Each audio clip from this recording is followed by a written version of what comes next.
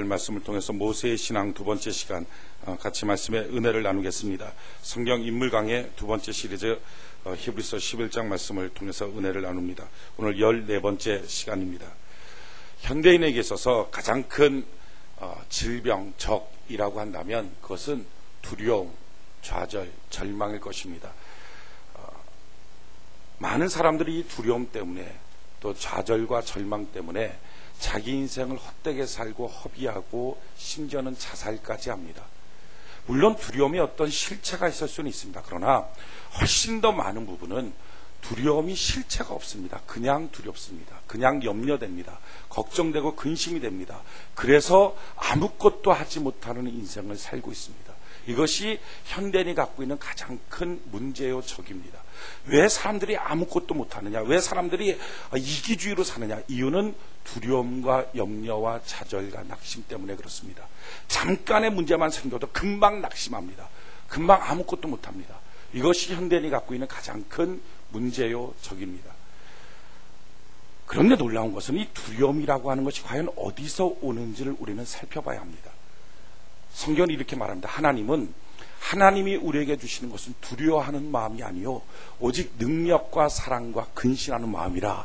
아멘이십니까? 하나님 그러니까 결단코 사람에게 두려움을 주지 않는다 하는 것입니다. 하나님이 주시는 마음은 두려워하는 마음이 아니요, 그러니까 하나님은 절대로 사람에게 두려움을 주지 않는다. 오직 하나님이 주시는 마음은 능력과 사랑과 근신하는 마음이다. 아멘이십니까? 따라서 두려움이 내 안에 생긴다는 것은 하나님이 주신 마음이 아니구나 하는 것을 알아야 합니다. 그렇다면 하나님이 주시지 않은 두려움이 왜 내 마음에 생길까? 어디서부터 올까? 성경 그 출처를 우리에게 가르쳐주고 있습니다. 지금 히브리서 11장을 손에 꽂고 앞으로 한번 넘겨보십시오. 히브리서 2장을 같이 한번 보시기 바랍니다. 히브리서 2장.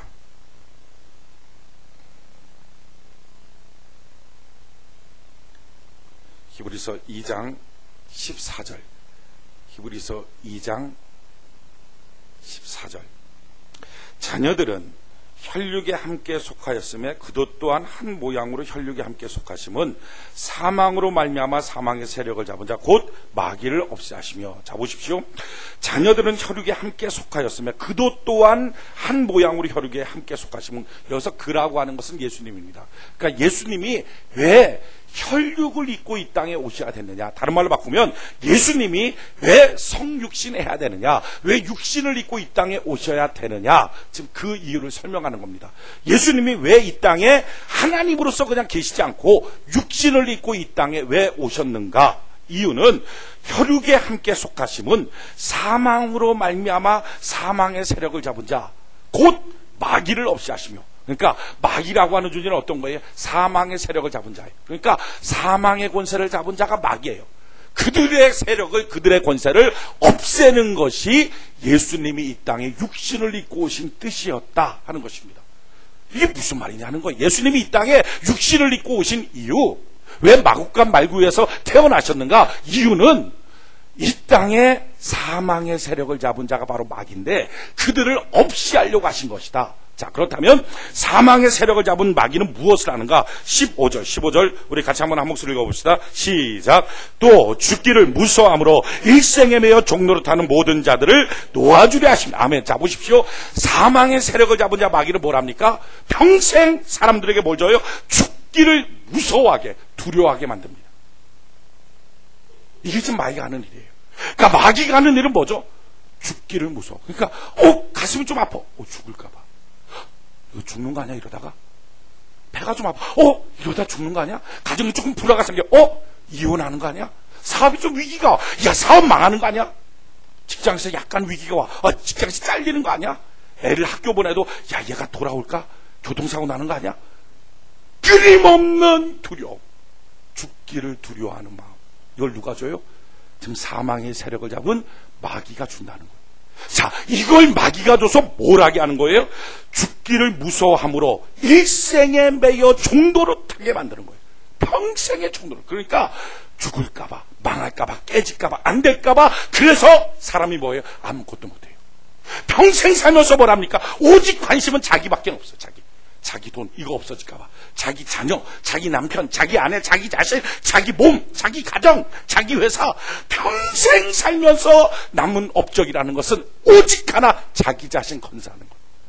왜 그렇게 살아요? 아무것도 못하고, 심지어는 피를 나눈 형제도 어떻게 사는지 돌아볼 틈이 없어. 자기 코가 석자라는 거야. 자기 문제가 크다는 거야.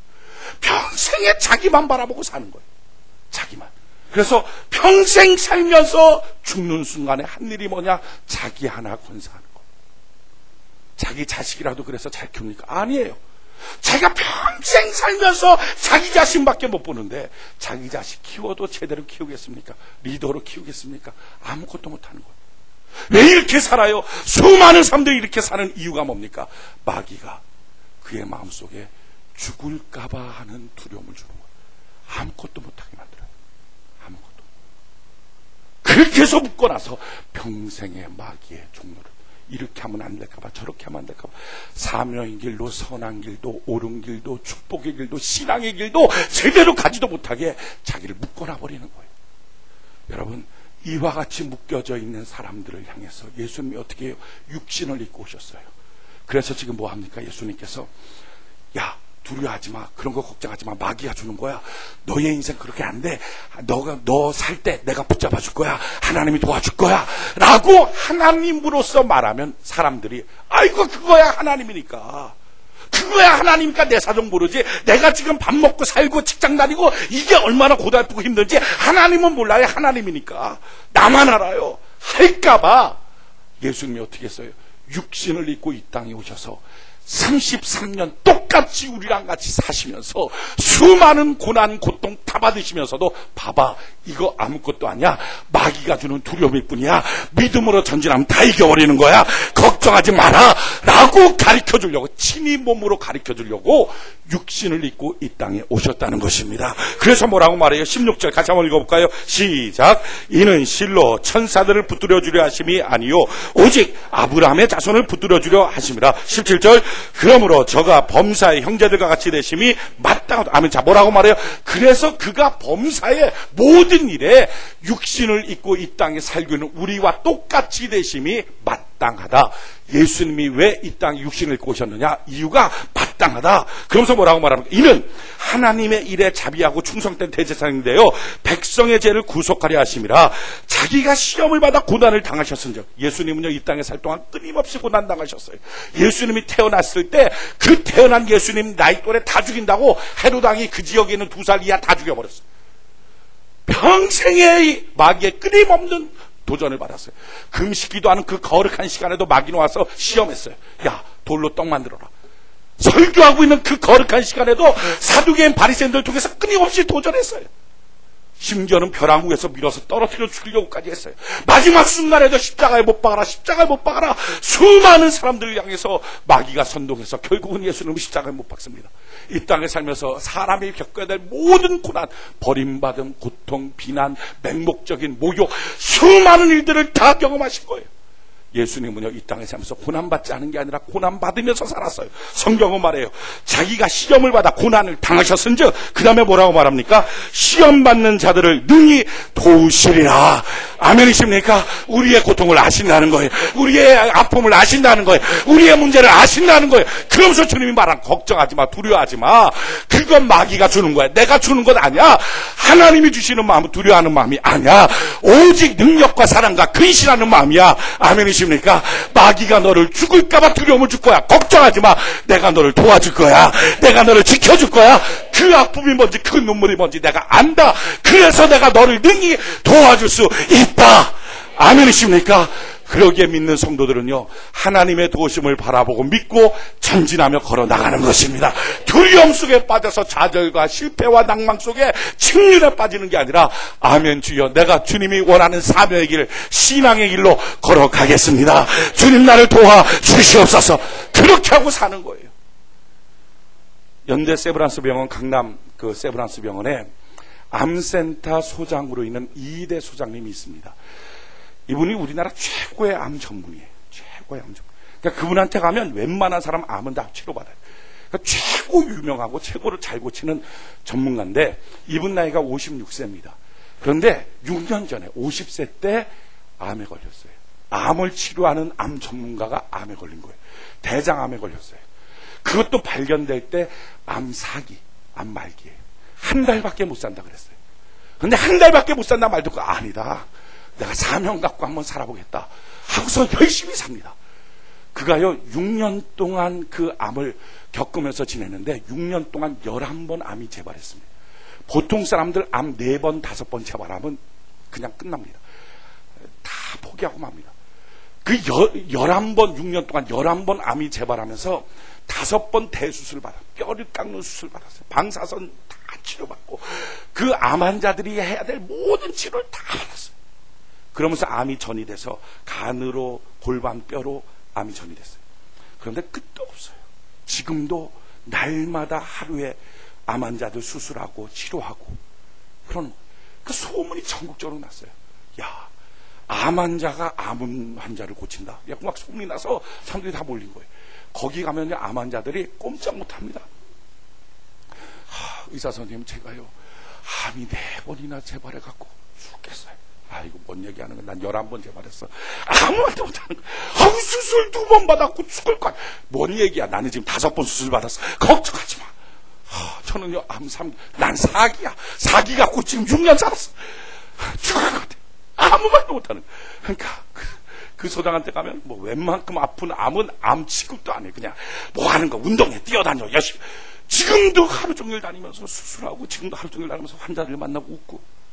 여러분, 이 이대 소장님이요 날마다 예배드린 사람이에요. 날마다 믿음으로 사는 거예요. 하나님이 나를 도와주신다.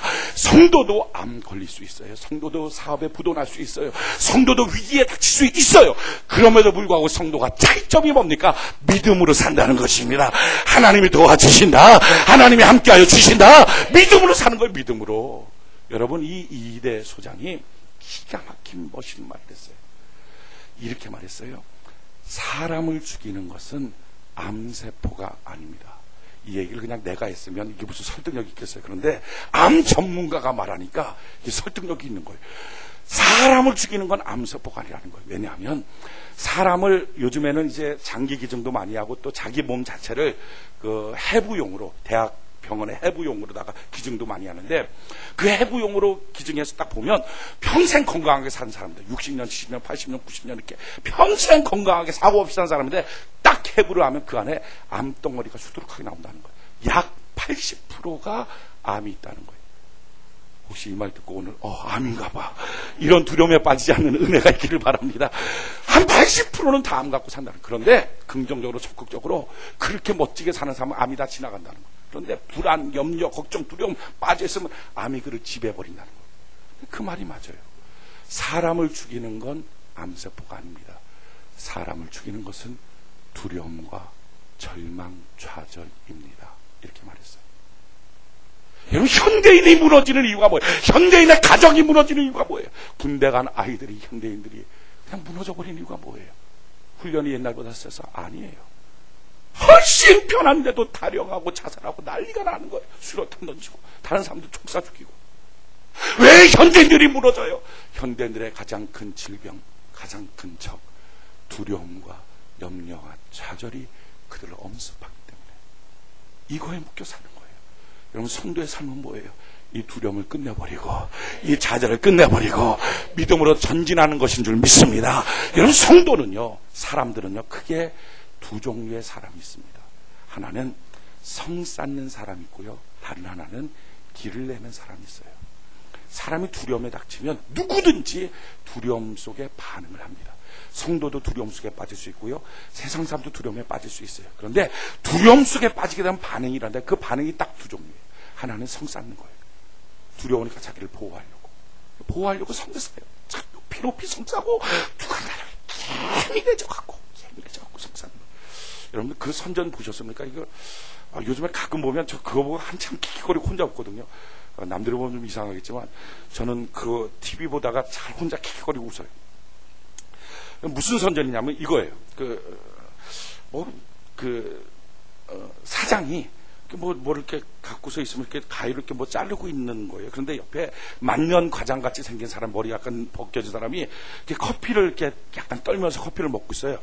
그 커피를 먹고 있는데 그 사장이 갑자기 입사한 지 몇 년 됐나? 딱 그러는 거. 그러면서 그 뭐 끈 같은 걸 갈고 뚝 잘라. 그 순간에 그 사람이 커피잔을 딱 놓쳐버리는 거예요. 놓쳐버리면서 머릿속으로 수십 가지 생각이 들어요. 어머니 병원비, 아이들 학비, 집 뭐 대출 받은 거 이자 막 지나가는 딱 그러거든. 그러더니 그 내용이 뭐냐면은 그러니까 미래 설계해라. 그래 보험 들어라. 그 내용이에요. 이걸 보면서 야, 사람이 이렇게 예민하구나. 아니 입사한 지 몇 년 됐나? 몇 년 됐습니다. 라고 해야 되는데 사람이 얼마나 두려움 속에 예민해졌으면 잘릴까. 이게 내가 이제 나가야 될 때인가. 그러니까 말 한마디 하기가 조심스러운 거예요. 현대인들은. 말 한마디 아내한테 잘못 던지면 이게 얼마나 화살로 돌아오고, 말 한마디 남편한테 잘못 던지면 돌아오고, 회사 가서도 말 한마디 못해요. 예민해져서 다 뭐 하는 거예요? 성 쌓고 있는 거예요. 성 쌓고. 자기 성 안에 들어가서 자기밖에 몰라요. 자기 코가 석자예요. 자기 안 다치려고, 자기 안 망하려고, 자기 안 쫓겨나려고, 자기 안 깨지려고 그저 지켜지는 거. 평생 살면서 지켜지는 거. 이게 성 쌓는 거예요. 근데 또 다른 사람이 있어요. 그 사람은요, 두려움이 생길 때마다 길을 내요. 사명의 길을 내요. 믿음의 길을 내요. 하나님 도와주옵소서 하고 길을 내요.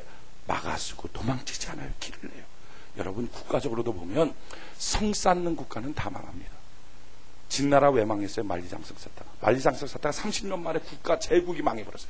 중국 전체를 통일한 어마어마한 힘과 권력이 있었는데 만리장성 썼다가 망해버렸어요. 참 놀라운 것은요, 성 쌓는 거 아무 소용없어요. 만리장성이요, 2번 뚫렸습니다.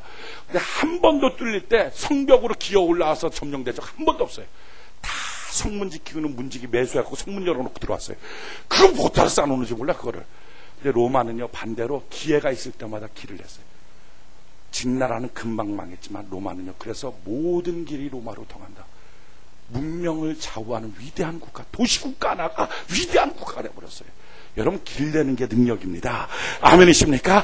어떤 상황, 어떤 처지에 빠져도 자기를 성 쌓고 있으면 안 돼요. 사람이 언제부터 성 쌓습니까? 성경은 말해요. 하나님 떠날 때부터 사람은 성 쌓았다는 것입니다. 성경이 이와 같이 말합니다. 창세기 4장 16절로 17절에 보면 가인이 여호와의 앞을 떠나 나가 에덴 동편 놋 땅에 거하였더니 아내와 동침하니 그가 잉태하여 에녹을 낳은지라. 가인이 성을 쌓고 그 아들의 이름으로 성을 이름하여 에녹이라 하였더라. 그러니까 가인이 하나님 앞을 떠나서 했던 제일 첫 번째 성상 거예요. 성상. 사람이 하나님 앞을 떠나면 뭐합니까? 자기를 보호하려고 전전긍긍입니다. 자기 보호하는 거. 지킬 게 자기밖에 없다 이 생각 갖는 거예요.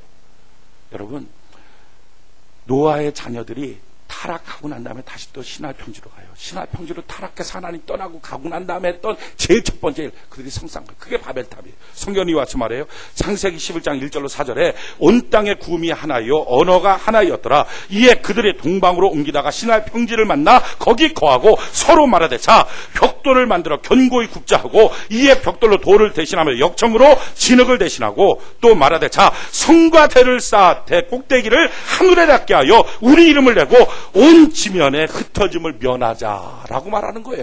그들이 하나님을 떠났을 때 하는 제일 첫 번째 성 쌓는 거예요. 사람들이 가정이 하나님을 떠나면서 가정에 성을 쌓아요. 자기 가정밖에 없어. 자기 가정. 사람들이 하나님을 떠나면 나타나는 현상, 자기 성 쌓는 거예요. 자기 자식 이기주의로 빠지는 거예요. 누구라도 할 것 없이 다 강박해져요. 형제간의 의도 갈라져요. 돈 몇 푼 때문에 송사하고요, 심판하고 재판 거는 거예요. 왜? 하나님 떠나고 나면 다 사람들은요, 자기 성 쌓고 자기밖에 몰라요. 이렇게 자기밖에 모르고 성 쌓고 있는 사람들 향해서 하나님이 오늘 요청하는 게 뭐예요? 너는 그 성 밖으로 나오라. 아브라함을 향해서 하나님 말하는 거예요. 갈대아우로 바벨탑 속에, 바벨성 속에 있는 아브라함을 향해서 너 그 성에 있으면 망해. 그 성에 있으면 강팍해져. 그 성에는 사람 사는 성이 아니야. 거기서 나오라. 내가 내게 지시할 땅으로 가라. 내가 너를 도와주게 될 것이다. 하나님 말씀하는 거예요. 여러분, 오늘날 성도에게 주신 하나님의 말씀이 뭐예요? 성 밖으로 나오라. 성 쌓지 마라. 성 쌓는 것 아니다. 여러분, 성경은 이와 같이 말합니다. 스가랴 2장 4절로 5절에 보니까 이르되 너는 달려가서 그 소년에게 고하여 이르기를 예루살렘에 사람이 거하리니 그 가운데 사람과 육축이 많으므로 그것이 성곽 없는 촌락과 같으리라. 하나님이 원하는 예루살렘은 뭐예요? 성곽 없는 촌락이 되는 거예요.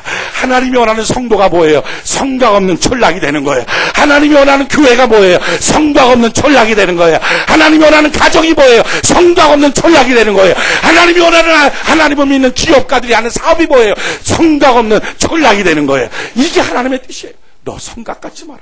너가 너 보호하려고 하지 마라. 너 성곽 갖지 마라. 그러면서 뭐라고 말합니까? 여호와의 말씀에 내가 그 사면에서 불성각이 되며 그 가운데서 영광이 되리라. 너가 성각 같지 않으면, 너가 성삼지 않으면, 너가 너를 보호하려고 하지 않으면 내가 너의 사면에서 지켜주는 불성각이 되어줄 것이다. 그리고 그 가운데 영광이 나타나도록 만들어주게 될 것이다. 이게 하나님의 뜻이에요. 자기가 자기를 보호하려고 하는 이기주의, 자기가 자기를 지키려고 하는 그 모습, 이거 갖고서는 안 된다.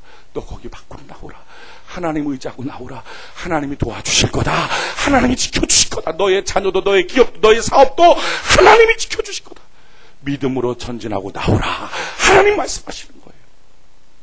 여러분, 성경에 보면 유다 지파가 있습니다. 이 유다 지파는 12지파 중에서 특별하게 하나님의 사랑을 받은 지파예요. 얼마나 하나님의 사랑을 받았으면 이 지파에서 다윗도 나오고 솔로몬도 나오고 메시아 예수님도 나왔어요.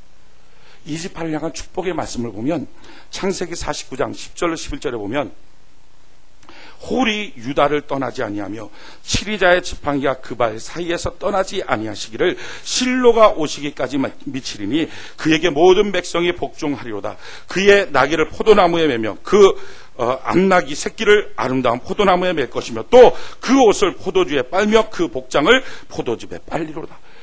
이게 무슨 말입니까? 홀이 유다를 떠나지 않으면 영원한 지리, 영원한 권력을 내가 너한테 줄 것이고 모든 형제들이 너에게 복종하도록 만들어주게 될 것이다. 이게 유다에게 준 축복이에요. 게다가 한 가지 더 축복이 뭐예요? 너의 나귀를 포도나무에 맬 것이다. 여러분, 나귀는요, 이렇게 포도나무는 좋은 나무예요. 열매가 맺어지고 같이 있는 거예요. 쓸 수 있는 거예요. 그런데 거기다 안 매요. 아무 이상한 쓰지 못하는 몽댕이 같은 거 그런 데다가 나귀 새끼 묶어놓지 이런 포도나무에다 안 묶어놓습니다. 왜냐하면 나귀는요, 묶어놓으면 그걸 막 이빨로 갈고 발로 들이받고 막 발로 차고 나무를 못 쓰게 만들어요. 그런데 포도나무에다 묶어놨다는 이거 뭐예요? 그의 삶 속에 아주 막 풍요가 지천으로 깔려있다는 것입니다. 게다가 뭐예요? 옷을 포도주에다 판대. 포도주. 지금으로 하면 뭐예요? 금물에다가 세탁하고 산삼으로다가 깍두기해서 먹고 뭐 이렇다. 이럴 때 내가 너한테 축복하리라. 이게 유다 지파예요. 저는 이런 축복이 여러분들에게 임하기를 바랍니다. 자, 그런데 왜 유다 지파에게 특별히 이런 축복이 임했을까? 이유는 이겁니다. 유다 지파는요, 항상 전진하고 앞장서고 하나님 중심으로 애국심이 있었던 지파예요. 언제나 행진할 때는 맨 앞장섰던 게 유다 지파예요. 진을 딱 치고 있으면 동편에 해돋는 편에 딱 진을 치고 있던 게 유다 지파예요. 이 유다 지파의 민족성, 지파성을 알 수 있는 가장 대표적인 인물, 유다의 지파장이었던 갈렙입니다. 그가 여리고 성을 정탐하고 돌아와서 사람들이 다 뭐라고 말해? 우리가 메뚜기 같다. 그 성머리가 너무 크다. 우린 망할 것 같다. 안 된다. 라고 말할 때 그 성을 바라보면서 갈렙이 이렇게 말합니다. 민수기 14장 6절로 9절에 그 땅을 탐지한 자 중 눈의 아들 여호사와 여분네 아들 갈렙이 그 옷을 찢고 이스라엘 자손의 온 회중에게 일러 가로되 우리가 두루 다니며 탐지한 땅은 심히 아름다운 땅이라 여호와께서 우리를 기뻐하시면 우리를 그 땅으로 인도하여 들이시고 그 땅을 우리에게 주시리라. 이는 과연 젖과 꿀이 흐르는 땅이니라. 오직 여호와를 거역하지 말라. 또 그 땅 백성을 두려워하지 말라. 그들은 우리의 밥이라. 그들의 보호자는 그들에게서 떠났고 여호와는 우리와 함께 하시느니라. 아멘이십니까? 이 마음을 갖고 있던 게 갈렙이에요. 갈렙. 자기 앞에 어떤 문제를 봤어요. 두려움을 봤어요. 야, 성은 높아요. 큰 거인 같은 장수들이 있어요. 그걸 보고 사람들은 다 우리가 메뚜기 같다. 우리 죽었다. 안 된다. 라고 말할 때 아니다. 하나님이 도와주시면 된다. 저들은 우리 밥이다. 저들의 보호자는 떠나버렸고 하나님 우리와 함께 하신다. 믿음으로 나가는 거예요. 그랬더니 하나님이 바로 그 장에 뒤편에 뭐라고 말합니까? 민수기 14장 24절에 오직 내 종 갈렙은 그 마음이 그들과 달라서, 그들이 누구예요? 다 메뚜기 같다. 안 된다. 두려움 속에 빠져있는 그들과 달라서 나를 온전히 쫓았은즉 그의 갔던 땅으로 내가 그를 인도하여 드리리니 그 자손이 그 땅을 차지하리라. 아멘이십니까? 하나님 누굴 도와주십니까? 두려움에 빠져있지 않은 사람, 좌절에 빠져있지 않은 사람, 낙심에 빠져있지 않은 사람, 주여 나를 써 주시옵소서 하고 성 밖으로 나와서 길을 걸어가는 사람, 이런 사람을 하나님은 사용하여 주시더라는 것입니다. 여러분, 우리 믿는 성도들도 위험에 닥칠 수 있어요. 좌절에 닥칠 수 있어요. 어려움에 닥칠 수 있어요. 그래서 어떤 때는 낙심도 되고 그냥 낭망도 돼요. 어떤 때는 불안해요. 목사도 마찬가지고요. 성도도 마찬가지예요. 그러나 성도의 가장 큰 차이는 뭐예요? 성도는요, 아무리 힘들고 낙심되고 불안하고 두려움에 떨어져도 또다시 하나님 바라보는 거예요. 또다시 기도하는 거예요. 하나님 도와주시옵소서 하고 주님께 나가는 거예요. 믿지 않은 사람들은요, 그 낙심 속에 그냥 풍덩 빠져서 꼼짝 못하고 있는 거예요. 이게 차이예요. 여러분, 성경은 이와 같이 말해요. 시편 42편 5절에 내 영혼아 내가 어찌하여 낭망하며 어찌하여 내 속에서 불안하여 하는고 너는 하나님을 바라라. 그 얼굴의 도우심을 인하여 내가 오히려 찬송하리로다. 아멘이십니까? 오히려 찬송하는 삶의 모습, 이게 바로 성도의 삶의 모습이에요. 시편 37편 23절 24절에 여호와께서 사람의 걸음을 청하시고 그 길을 기뻐하시나니 저는 넘어지나 아주 엎드려지지 아니함은 여호와께서 손으로 붙드심이로다. 하나님이 내 인생을 붙들어 주신다. 걱정 없다. 두려움 없다. 잠깐의 고난과 실패는 있어도 마침내 하나님은 나를 인도하여 주시게 될 것이다. 여러분, 성도의 삶 속에도 어려움이 있어요. 열심히 하루에 3번씩 감사하며 기도했던 다니엘도 사자굴에 떨어질 수 있어요. 믿음 지키면 나 절하지 않겠습니다 말했던 사드락 메삭 아벳느고도 풀무불에 던져질 수 있습니다. 그래서 사자에게 잡혀 먹었습니까? 그래서 풀무불에 불타 죽었습니까? 아니에요. 하나님을 믿었더니 믿음을 보상하여 주시더라는 것이, 사자굴에서 그를 건져내어 주시고 풀무불에서 건져내어 주시고 더 높게 올려서 존귀하게 만들어 주시더라는 것입니다. 그러기에 우리에게 닥쳐오는 어려움, 염려, 걱정, 근심 속에 묶여서 성 쌓고 꼼짝 못하는 게 아니라 주님, 내가 그래도 믿음의 길을 가겠습니다. 성 속에 있는 게 아니라 그래도 나는 사명의 길을 가겠습니다. 하나님이 원하는 신앙의 길을 가겠습니다. 주여 나를 도와 주시옵소서. 내가 넘어질 수는 있어도 완전히 엎드려지지 않는 것은 하나님이 나를 붙잡아 주심을 믿습니다 하고 걸어가는 것, 이게 바로 성도의 삶이라는 것입니다. 그러기에 성도는요, 현대의 모든 삶 속에 가장 강력한 기회를 가진 사람이에요. 가장 강력한 기회. 사업하는 사람들이 두려우면 어떻게 사업합니까? 가정에서 가정을 이끌어가는 아버지가 두려우면 어떻게 자녀들을 양육합니까? 회사의 오너가 두려움에 빠져 있으면 어떻게 회사를 이끌어갑니까? 어머니가 두려움에 빠져 있다면 어떻게 자녀를 안심시킬 수 있습니까?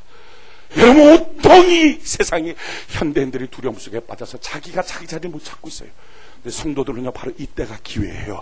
이때가 정말 놀라운 하나님의 축복과 능력을 얻을 수 있는 때예요. 이때가 성도의 진가를 보여줄 수 있는 때예요. 하나님의 어떤 두려움 속에서도 하나님이 나를 붙드심을 믿고 전진하게 하여 주옵소서. 우리가 어떻게 살아야 합니까? 우리가 지금 이 시대를 어떻게 살아야 합니까? 사도 바울은요, 이 시대를 사는 성도의 삶의 원리를 이렇게 설명하고 있어요. 그의 마지막 유언과 같은 디모데후서 4장에 이렇게 말합니다. 4장 1절로 5절에 보면 하나님 앞과 산자와 죽은 자를 심판하실 그리스도 예수 앞에서 그의 나타나실 것과 그의 나라를 두고 엄히 명하노니 너는 말씀을 전파하라. 때를 얻든지 못 얻든지 항상 힘쓰라. 범사에 오래 참음과 가르침으로 경책하며 경계하며 권하라. 때가 이르리니 사람이 바른 교훈을 받지 아니하며 귀가 가리어서 자기의 살골 쫓을 스승을 많이 두고 또 그 길을 진리에서 돌이켜 허탄한 이야기를 쫓으리라. 여러분, 마지막 때가 되면 어떻게 해요? 사람들은 다 허탄한 이야기 쫓는 거예요. 허탄한 이야기가 뭡니까? 정말? 그래? 이게 뭐예요? 두려움. 근데 그 두려움을 정보인 줄 아는 거예요. 정보. 그래? 큰일 났다. 맨날 이륙하면 병든다. 뭐 하면 병든다. 뭐 탄 거 먹으면 암 생긴다. 아이고, 탄 거 먹으면 암. 고기를 구우면 약간 태워야 맛있지. 그걸 어떻게 소리고서 그냥 맨날 탄 거 먹으면 암 생긴다. 뭐 죽하면 뭐만 먹으려 그러면 뭐가 된대. 뭐 정 안 되니까 이제 먹으려면 살찐다고. 찐 걸 어떻게 이제 얼마나 사람들이 허탄한 이야기, 정보인 줄 알지만 사실은요 두려움. 이거에 다 빠져 살 거다. 다 빠져 살 거다. 그때 성도는 어떻게 살 것인가? 성경이 이렇게 말해요. 또 귀를 진리에서 돌이켜 허탄한 이야기를 쫓으리라. 그러나, 여러분, 성도의 영성은 그러나에 있는 줄 믿습니다.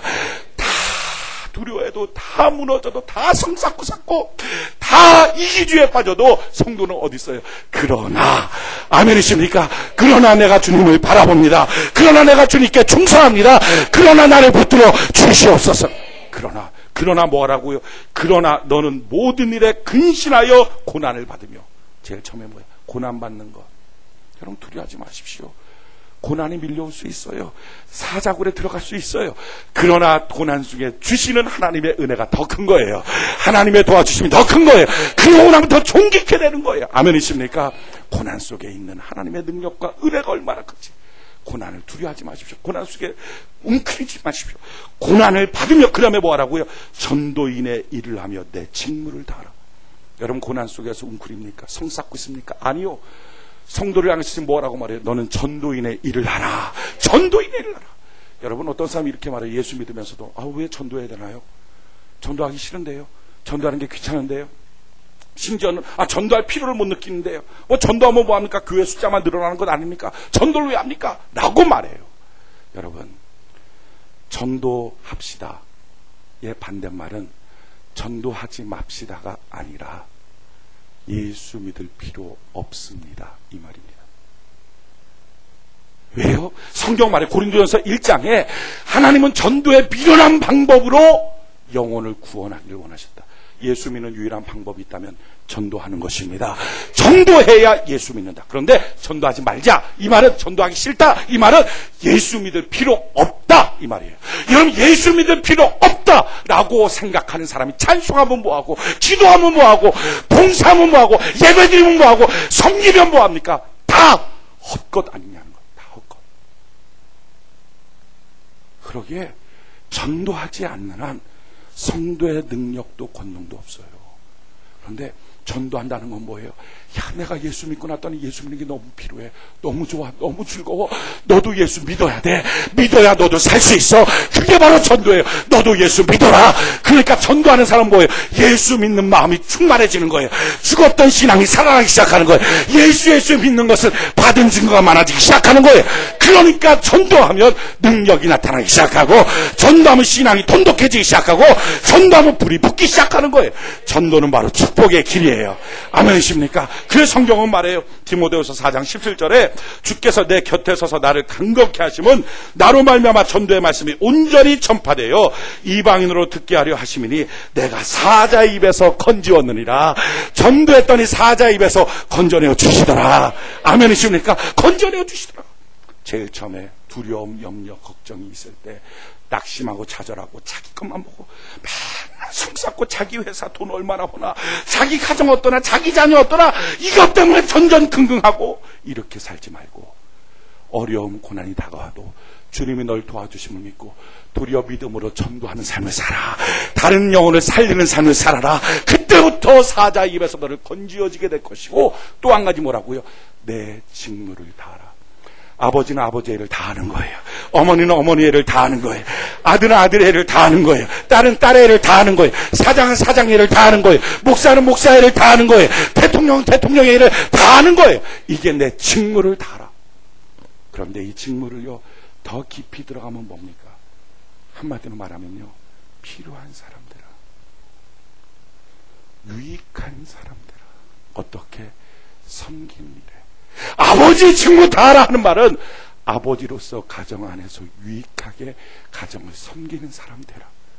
어머니로서 가정 안에서 유익하고 필요한 사람으로 섬기는 사람 되라. 목사로서 교회 안에서 유익하고 필요하게 섬기는 사람 되라. 대통령으로 국회의원으로 그 나라에 유익하고 필요하고 섬기는 사람 되라. 이게 직무 다하는 거예요. 여러분, 우리가 어렵고 힘들 때 자기 직무 팽개쳐버리고 그냥 조금 회사가 어려워지면 집 떠나는 아버지, 이거 어디다 써먹겠어요?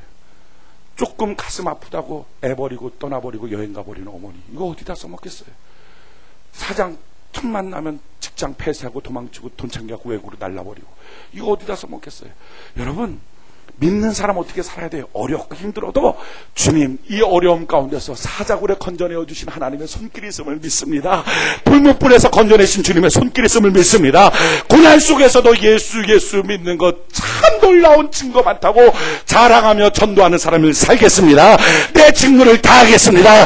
하나님 도와주시옵소서 하고 믿음으로 길을 내고 전진하며 나갈 때, 그때부터 하나님의 놀라운 도움이 있다 하는 것입니다. 이게 성도의 삶이에요. 여러분, 오늘 본문에 보면요, 놀라운 믿음의 사람 한 사람이 등장해요. 그가 바로 모세예요. 모세의 삶이 어떻습니까? 히브리서 11장을 볼까요? 히브리서 11장 27절로 28절. 히브리서 11장 27절로 28절. 우리 같이 한번 한 목소리 한번 읽어봅시다. 시작.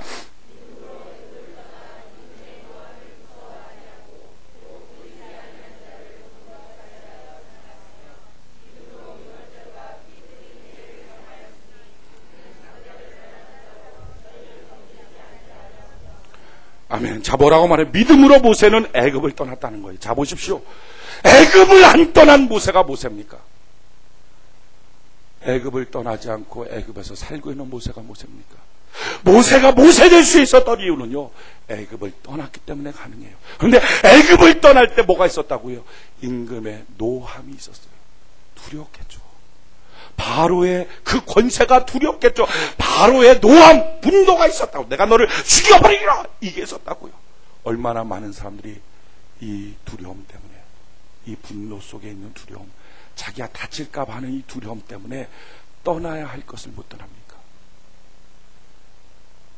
그냥 그 성에 쌓여있어. 믿음으로 가는 길, 승리로 가는 길, 사명으로 가는 길, 전도자로 가는 길, 직무를 다하는 길에서 두려워 떨고 있지 않습니까? 그런데 떠나야 모세가 되듯이 오늘도 떠나야 성도가 될 줄로 믿습니다. 떠나야 성도다운 성도 되는 거예요.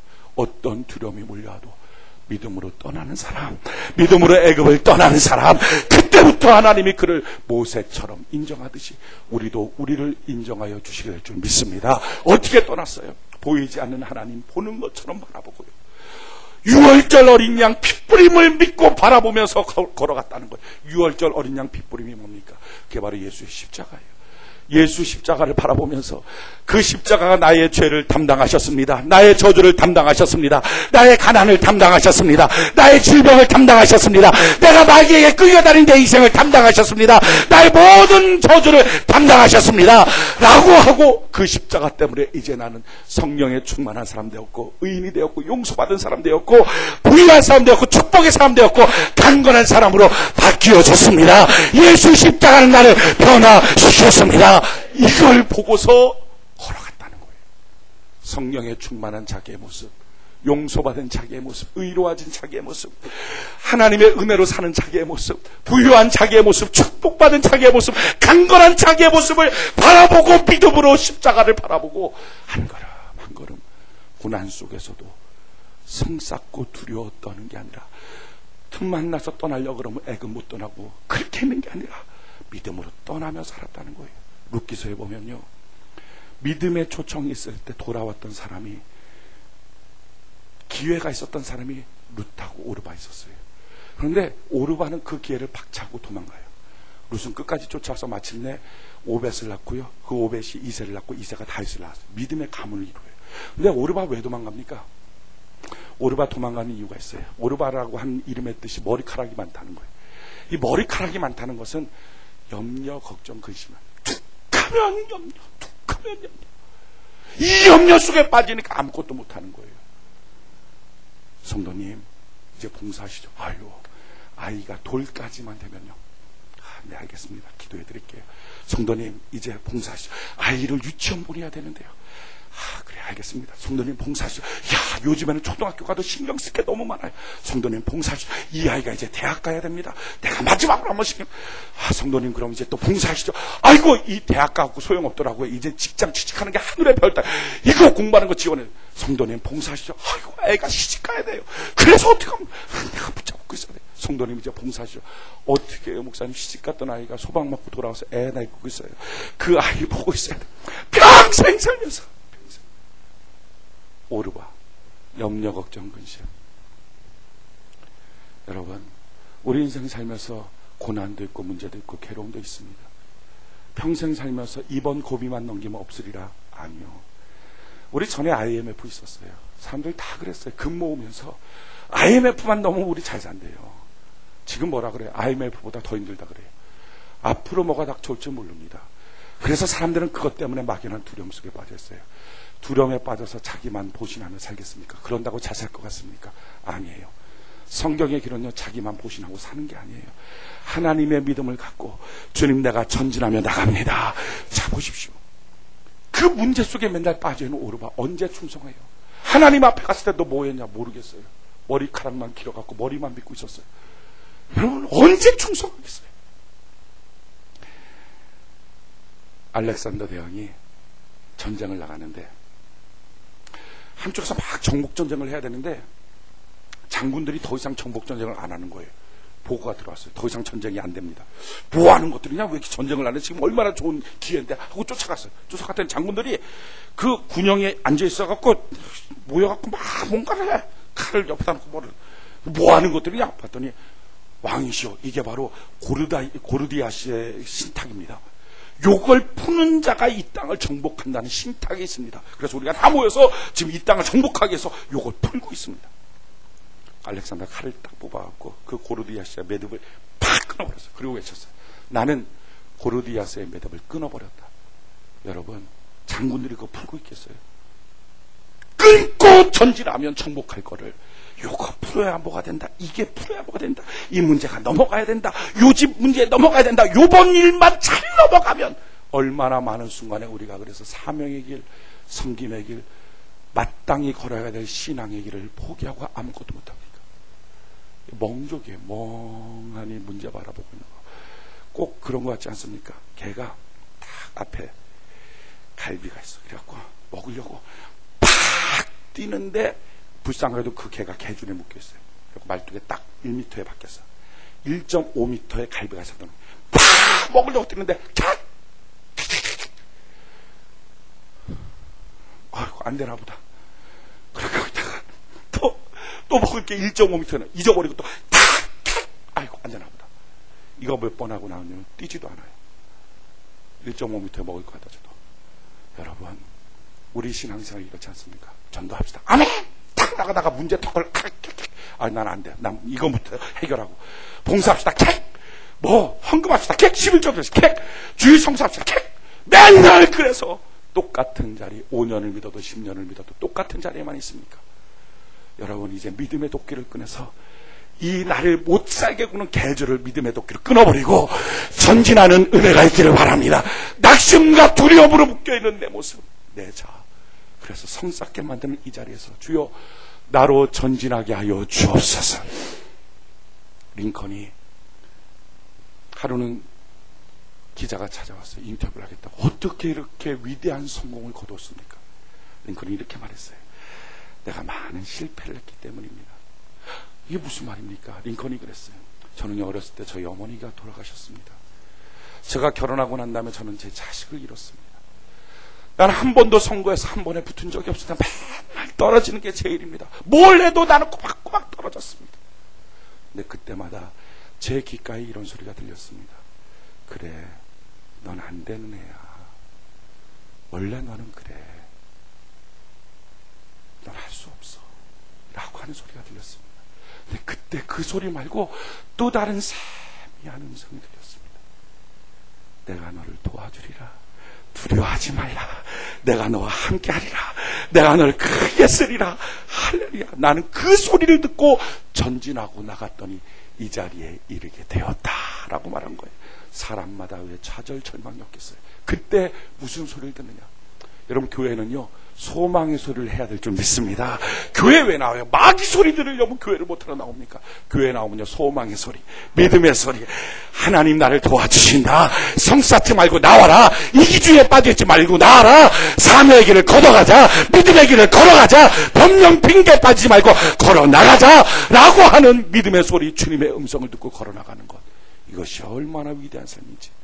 셀 나눔할 때도, 교구에서 만남을 나눌 때도 다 사랑과 선행을 격려하는 축복의 음성이 터져나오길 바랍니다. 뿐만 아니라 교회는요, 이 지역 사회에서 이와 같은 소망의 소리를 말해야 되는 곳인 줄 믿습니다. 저는 이 파주 땅을 볼 때 얼마나 비전의 땅인지 몰라요. 이 파주 땅이 지금은 그냥 끝쪽에 휴전선 달랑 붙어있는 땅처럼 보이지만 아니에요. 제가 믿는 것은 이것입니다. 평양이 동방의 예루살렘이었어요. 처음에 한국에 기독교가 들어왔던 게 평양입니다. 거기서부터 전국적으로 교회가 세워지고 평양대 부흥성회를 통해서 전국적으로 대각성운동이 일어났어요. 여러분, 평양이요 80%가 예수 믿던 땅입니다. 얼마나 멋진 교회, 얼마나 멋진 목사님들이 있었는지. 주기철 목사님, 장대현 교회, 산정교회, 어마어마한 교회들과 시민 전체의 80%가 예수를 믿었던 땅이 평양입니다. 저는 믿습니다. 하나님이 미리 하신 그 평양 땅 절대로 버리지 않으신다. 하나님이 북한 땅 다시 회복시켜 주실 것이다. 복음으로 회복시켜 주실 것이다. 그렇게 해서 회복시키는 그날, 휴전선이 열리는 그날, 어느 교회는 누군가는 들어가서 그 북한 주민들을 치유해야 되지 않습니까? 50년 60년 상처받은 그 영혼들을 치유하고 또 마침내 그들과 하나가 되어서 하나님이 전 세계 제사장 나라로 우리나라를 사용하실 때 이 파주 땅의 어느 교회는 쓰임받아야 되지 않겠습니까? 자, 보십시오. 여러분, 통일될 때 서울이 수도가 되겠습니까? 아니면 평양이 되겠습니까? 아니에요. 서울도 안 되고요, 평양도 안 돼요. 이미 각자의 정체적으로 꽉 굳어져 있기 때문에 안 됩니다. 가운데 쪽으로 모인 게 이게 파주하고 개성이에요. 여기는요 특히 수도 만들기 좋습니다. 평지에 산이 없어요. 쫙 깎아서 도시 만들기 좋고요, 아파트 짓기 좋고요, 게다가 길 놓기가 얼마나 좋은지 몰라요. 여기가 저는 나중에 통일 한국의 수도가 될 것을 기대하고 확신하고 믿습니다. 그때에 정치적인 수도일 뿐만 아니라 종교적인 수도가 되어서 하나님이 북한을 치유하고 전 세계를 통일 한국의 역량으로 제사장 나라로 쓰실 때 쓸 수 있는 교회가 파주 땅에 있어야 되지 않겠습니까? 그때 일산에서 찾아오겠어요? 그때 서울에서 찾아오겠어요? 저는요, 우리 교회가 이 파주 땅에 있을 때 하나님이 쓸 수 있도록 준비되는 교회가 되기를 원합니다. 뿐만 아니라 우리 교회를 통해서 수많은 영혼들이, 파주 땅에 사는 수많은 영혼들이, 그렇지, 주님 안에 소망 있지, 살자 또 한 번 전진하는 은혜의 놀라운 축복의 메시지가 우리 교회 강단에서 터져나오기를 원합니다. 이것이 바로 교회의 역할이에요. 이 시대, 이 지역 안에서. 왜 파주에 살겠어요? 왜 파주에 살겠어요? 여러분, 성경 말이에요. 사도행전 17장에 사람들로 하여금 어디 동네 가서 살게 하신 것은 하나님의 뜻을 찾도록 하심이라. 아마 여러분들 중에는 서울에서 이주하신 분들도 계시겠죠. 아니면 원래부터 파주에 계신 분들도 있어요. 아니면 어떤 분들은 일산에서 집 큰 데로 옮기려고 옮기다가 이쪽으로 오신 분들도 있어요. 여러 가지 때문에 오셨겠죠. 아니요. 단편적인 이유는 그것처럼 보여도 우리 안에는 하나님의 뜻이 있음을 믿습니다. 하나님, 마지막에 통일 한국의 역사가 있을 때 북한 땅을 치유하고 전 세계 복음을 증거하는 하나님이 쓸 수 있는 교회로 하나님 우리 세종한교회를 기억하여 주시고 하나님 사용하여 주옵소서. 여기에서 하나님 교회의 부흥을 허락하여 주시옵소서. 이번 4월 5일부터 우리 전도되어 있습니다. 우리 죽어가는 영혼들 복음을 증거하고 내가 만난 예수를 증거하고 교회를 소개하고 증거해서 2,500명 초청 1,000명 등록하고 그들이 평생의 교회 안에 봉사가 되고 기둥 같은 일꾼으로 세워져서 하나님이 마침내 쓰시고자 하는 그때에 딱 들려서 쓰임받는 은혜의 백성, 은혜의 교회가 되기를 예수의 이름으로 축원해 드립니다. 우리 마음속에 이 고백을 갖고 하나님, 어려움과 두려움과 절망의 사건들 때문에 사명 잃어버리고 살 길을 잃어버리고 성 쌓고 나만 보고 살았는데 오늘 이제 내가 바뀌어지게 하시고 믿음으로 전진하고 잃었던 사명의 길, 믿음의 길, 축복의 길, 신앙의 길을 되찾고 전진하도록 하나님 나를 도와 주옵소서. 맡겨진 자리 직무를 감당하는 사람이 되도록 주여 나를 도와 주시옵소서. 변명 핑계대는 게 아니라 앞으로 전진하는 거룩한 백성 되기를 예수님 이름으로 축원해 드립니다. 우리 같이 하나님